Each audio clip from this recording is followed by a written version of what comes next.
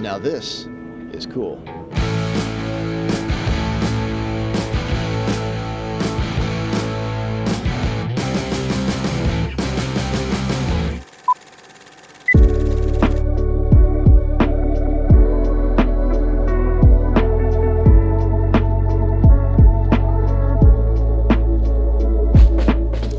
It's Jen Zurko with Growertalks magazine, and usually I'm live from a greenhouse on these videos, but today I'm somewhere a little bit different. I'm at Dramm Corporation in Manitowoc, Wisconsin, and Dramm does everything water, right? This is Exactly. Kurt Becker with Dramm, and it's water products, right? Applications, testing, cleaning water for growers and for gardeners, right? Exactly. Did I get everything right? Yes. Okay, and this is a newer facility. You guys just moved in here, what, less than 3 years ago? Yeah. About 3 years ago.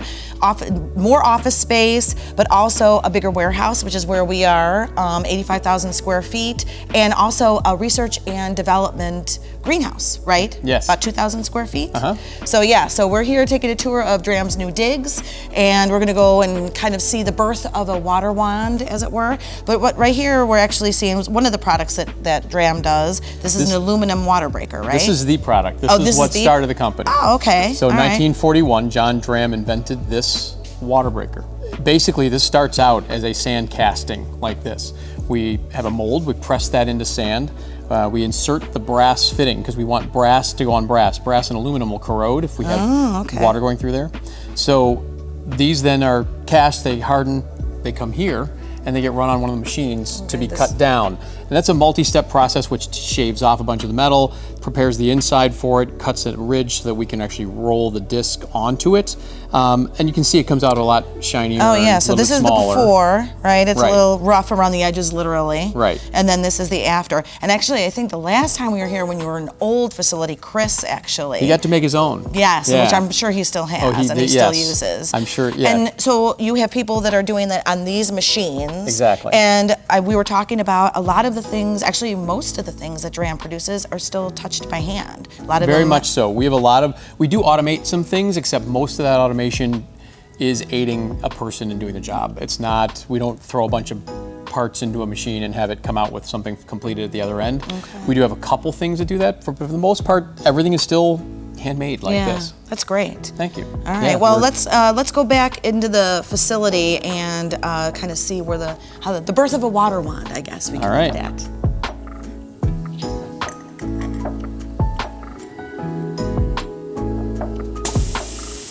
Okay, Kurt. So we saw the water breaker, the aluminum water breaker over there, but these are a different type of water breaker. These are plastic, right? These are plastic, but they're the same plastic we use in making a motorcycle helmet, so they're really durable.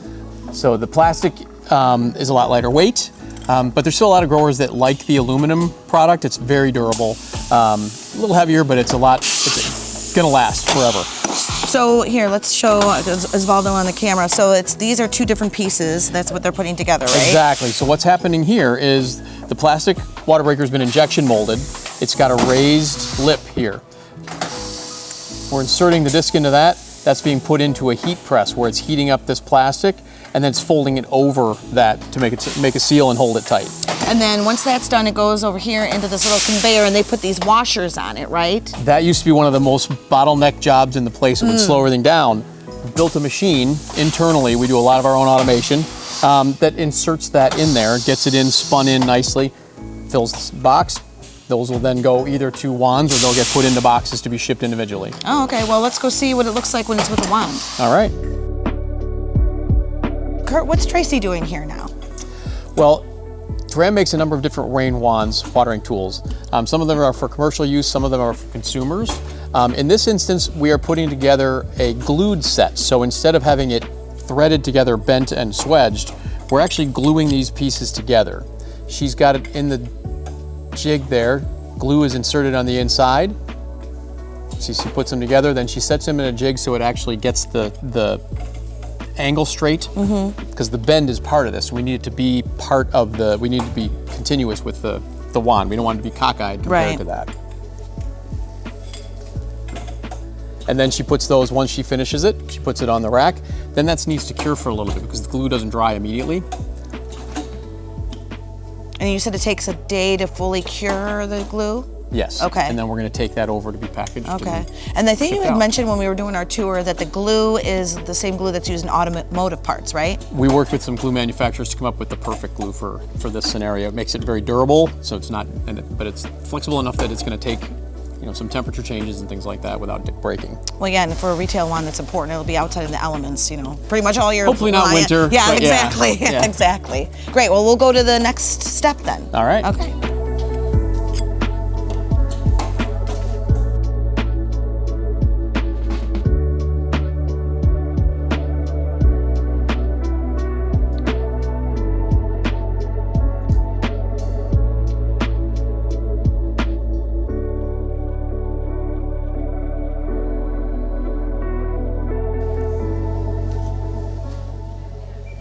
So Kurt, you guys sell 750,000 wands a year, right? We do, and that's in displays, that's in carded packaging.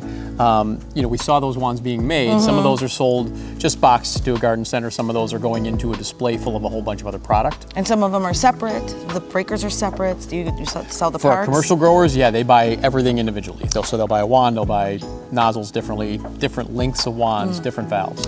And with all of that, having this new space, obviously you have more space for shipping Yes, and packaging. definitely. So you said you were able to include some equipment too with all the space, right?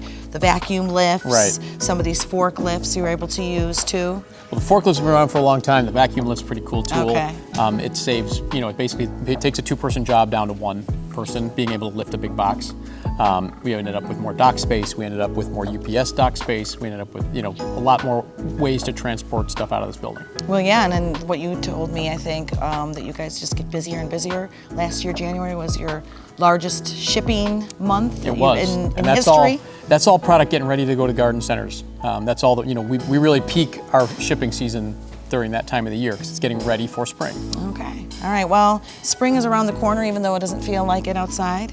We are in upper Wisconsin, after all, I suppose. We have to wait a little longer than some parts of the Yeah, I country. guess you're right about that, but it's worth the wait. Yeah. Well, thank you, Kurt, so Thanks much for for your coming, Jen. time and for your tour. It was really nice. So thank you so Glad much. you guys could join us. Yeah, thanks.